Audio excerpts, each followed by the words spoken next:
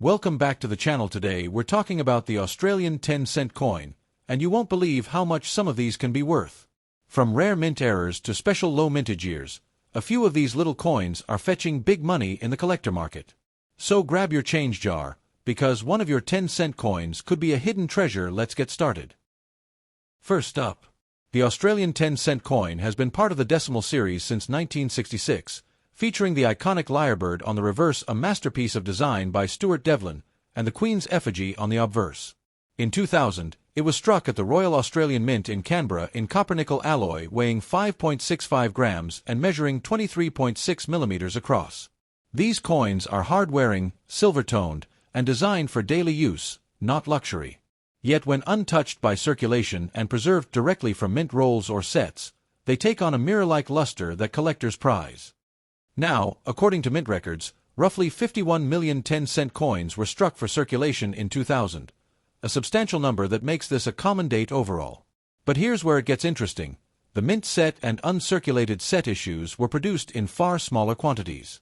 These came in official packaging sold to collectors, and those coins were never meant to jingle in pockets or rub against other coins. That's why examples still sealed from those sets often look immaculate, sometimes earning grades of MS-67 to MS-69, which is where the $50 valuation becomes possible. The term uncirculated can be confusing. In casual talk, people mean not used, but in the world of numismatics, uncirculated refers to a coin that shows no signs of wear. Within that, there are subgrades from MS-60 to MS-70 under the Sheldon scale used by grading companies such as PCGS and NGC. Most coins pulled from mint sets fall around MS-64 to MS-66, and only the best of the best. Flawless surfaces, sharp details, booming luster, no bag marks, break into the MS-68 plus range where the price can jump dramatically.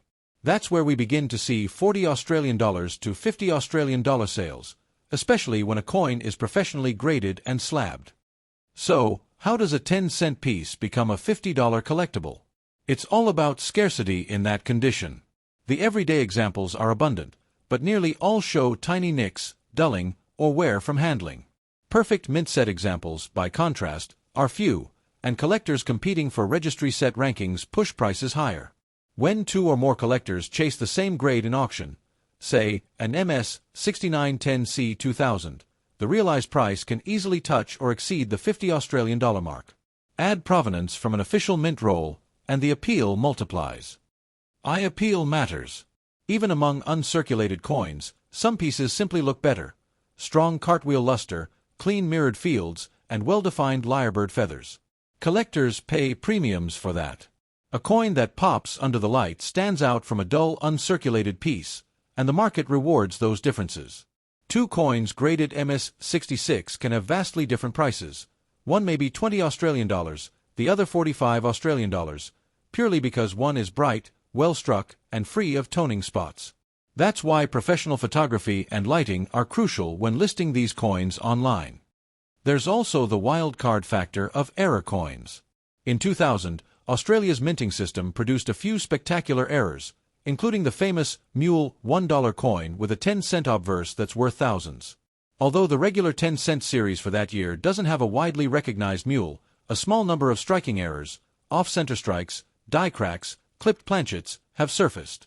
A genuine, dramatic error on a 2010C could easily fetch hundreds or more, overshadowing the $50 uncirculated value entirely.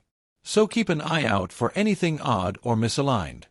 If you believe your 2010-cent coin might be a top-grade uncirculated specimen, the safest way to confirm value is to submit it for professional grading.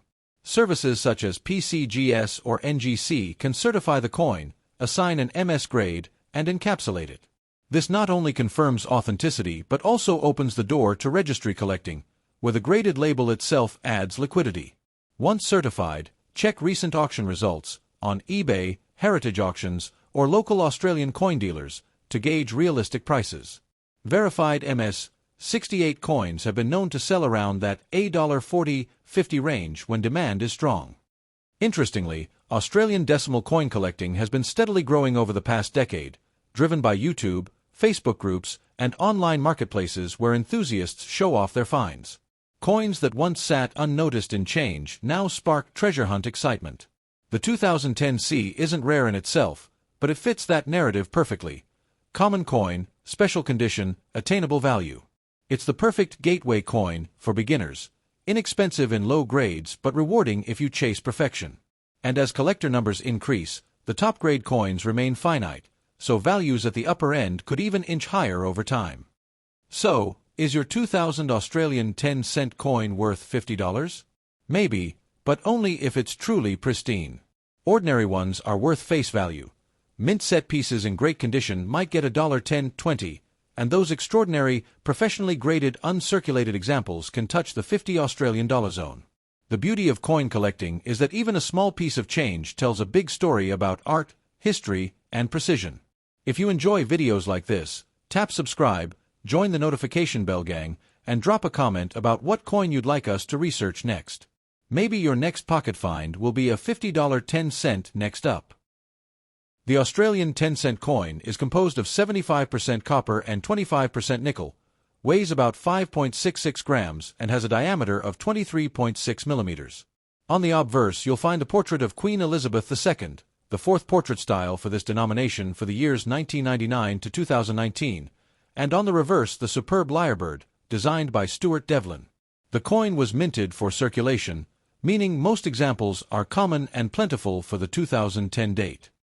For the 2010 10-cent coin, the mintage is listed as about 104,943,000. What that tells us is, this issue is not rare in terms of numbers produced. So unless you have an unusual variety, error, or extremely high-grade specimen, we're not looking at a scarce coin. The fact of high mintage means typical values remain very modest above face value.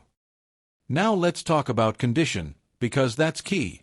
When a coin is described as being in fine condition, abbreviated F or VF meaning fine or very fine, it implies moderate wear.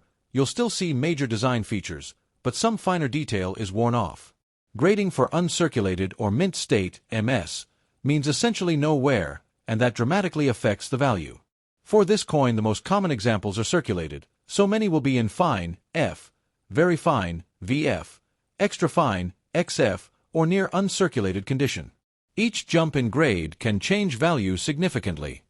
What do the guides say for this coin?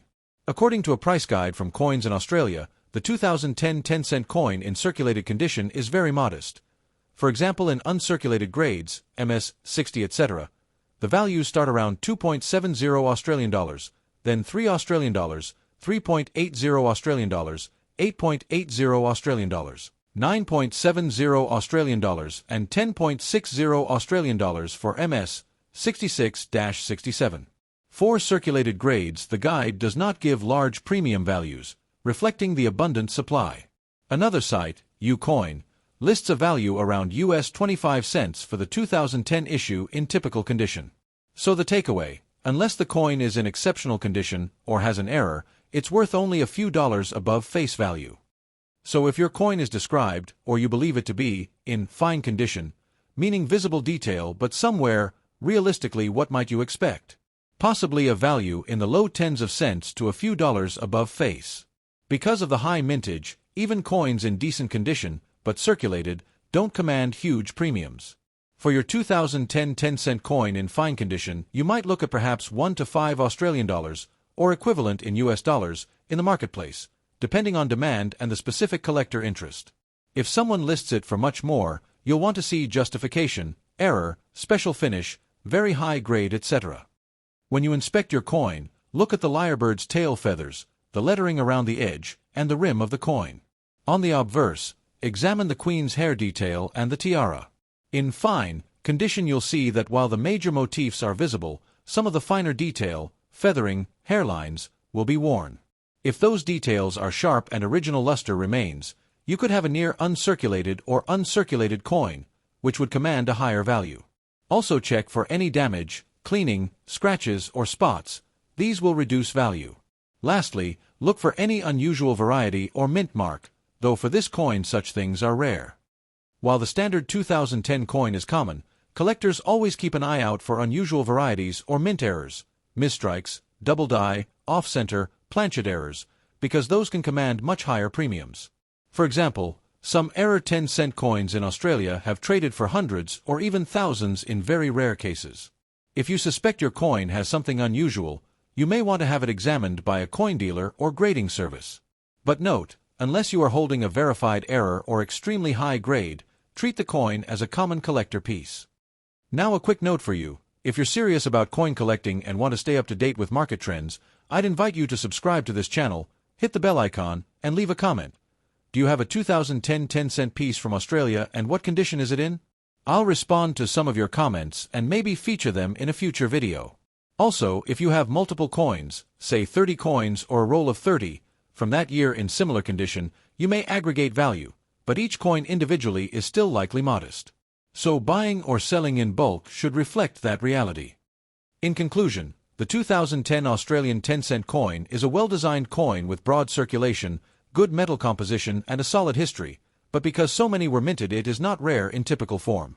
If your example is only fine condition, expect modest value, a few dollars above face value, barring special factors. If your coin is in uncirculated condition or has an error, you may have something more interesting. So check your coins, examine condition carefully, and if you believe you have something special, get a grading opinion. And don't forget, hit like on this video if you found this information useful, subscribe for more coin collecting tips, and share with a friend who might have coins tucked away. Thanks for watching.